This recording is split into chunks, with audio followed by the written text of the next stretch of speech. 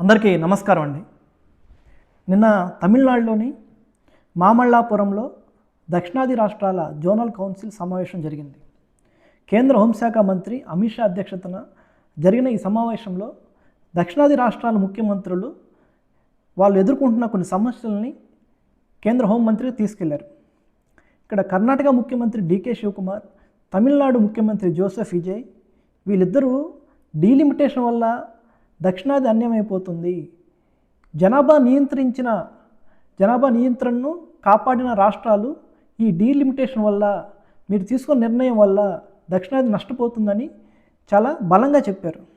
కానీ ఆంధ్రప్రదేశ్ రాష్ట్ర ముఖ్యమంత్రి మాత్రం చంద్రబాబు నాయుడు ఈ విషయంపై ఎక్కడా కూడా డీలిమిటేషన్ అనే అంశంపై ఆయన మాట్లాడలేదు.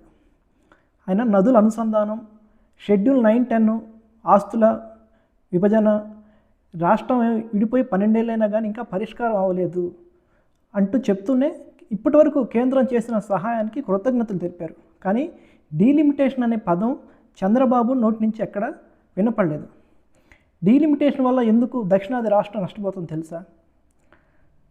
ఈ డీలిమిటేషన్ వల్ల కేంద్ర ప్రభుత్వం చెప్తున్న నిర్ణయం ఏంటంటే, జనాభాతో సంబంధం లేకుండా ప్రతి రాష్ట్రంలో 50% సీట్లు పెంచే ఛాన్స్ ఇస్తున్నారు. అంటే ఆంధ్రప్రదేశ్లో 25 పార్లమెంట్ స్థానాలు ఉంటాయి, లోక్సభ స్థానాలు. అవి 50% పెంపుల తర్వాత 38 అవుతాయి. అదే ఉత్తరప్రదేశ్ తీసుకుంటే 80 స్థానాలది 120 స్థానాలు అవుతాయి.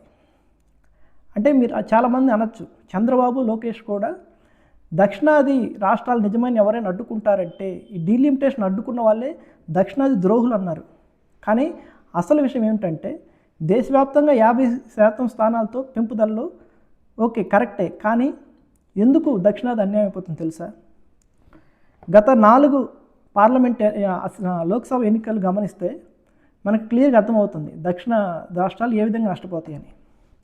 2009 ఎన్నికల్లో బీజేపీ గెలిచిన స్థానాల సంఖ్య ఎన్ని తెలుసా?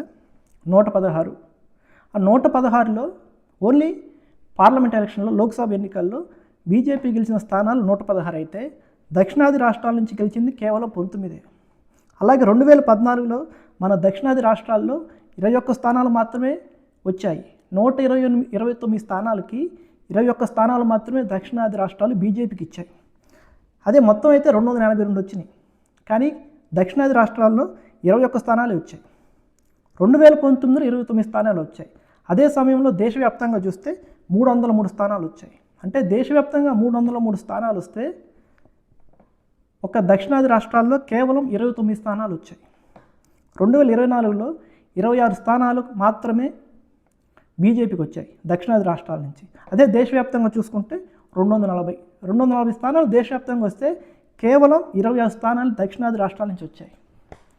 అంటే ఇప్పుడు ఉత్తరాది రాష్ట్రాలు యూపీ కానీ, గుజరాత్ కానీ, మధ్యప్రదేశ్ కానీ, ఛత్తీస్గఢ్ కానీ, మహారాష్ట్ర కానీ, బీహార్ కానీ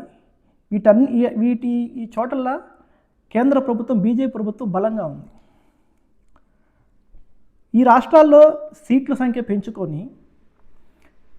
పెంచుకుంటే చాలా విపరీతమైన స్థాయిలు వస్తాయి. ఇక్కడ దక్షిణాది రాష్ట్రాలు పెంచినా కానీ బీజేపీకి కొత్తగా వనగొరే ప్రయోజనం ఏముండదు. ఈ ప్రాంతీయ పార్టీలు కొన్ని చెప్తున్నాయి, కానీ దక్షిణాది డీలిమిటేషన్ అడ్డుకున్న వారే నిజమైన దక్షిణాది ద్రోహులని. ఇది ఎందుకంటే రాజకీయ నిరుద్యోగులకి సీట్ల పంపకాల్లో వారికి ఉపయోగపడుతుంది తప్పితే నిజానికి నష్టపోయేది దక్షిణ భారతదేశమే. 543 స్థానాలు ఉన్నాయి ఇప్పుడు. వీటిలో 129 స్థానాలు దక్షిణ భారతదేశం నుంచి ఉన్నాయి. అందుకే ఈ దక్షిణాది రాష్ట్రాల బీజేపీ అనేది ఈ 4 ఎన్నికల్లో చూస్తే కేవలం 25 ఓటు శాతంలోపే ఉన్నాయి, 25 సీట్ల లోపే ఉన్నాయి ఈ 4 ఎన్నికల్లో. కానీ ఇప్పుడు సీట్లు పెంచినా కానీ ఇక్కడ కొత్తగా వారికి వచ్చే సీట్లు ఏమి ఉండవు. అదే సమయంలో వారు బలంగా ఉన్న చోట సీట్లు పెంపుదల చేస్తే అక్కడ మరిన్ని సీట్లు వచ్చే అవకాశం ఉంది. అందుకే దక్షిణాది డీలిమిటేషన్ బిల్లుని అడ్డుకోవాలని ఈ డీకే శివకుమార్ కానీ, విజయ్ కానీ చెప్తున్నారు. కానీ చంద్రబాబు మాత్రం అలాంటి ప్రకటన ఎక్కడ చేయలే. దక్షిణాది రాష్ట్రాల సదరన్ జోనల్ కౌన్సిల్ సమావేశం అంటే ఈ దక్షిణాది రాష్ట్రాల హక్కులు కాపాడాలని. కానీ చంద్రబాబు మాత్రం ఆ విషయాన్ని డీలిమిటేషన్ ఎక్కడా కానీ తన నోటి నుంచి రాలేదు.